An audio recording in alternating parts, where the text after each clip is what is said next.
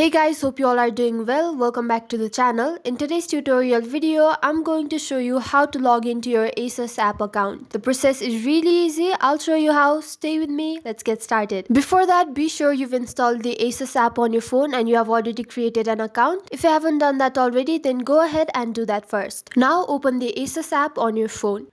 You'll see this page on your screen, which is the home page of the app. On this page, tap on the hamburger icon at the top left corner of the screen, which is the 3 horizontal lines. And here tap on sign in. Now all you have to do is enter your credentials. So enter your email address on this box. My email address and password is already saved, so I won't have to type it. And after you're done entering your email address and password, tap on sign in. Let it load.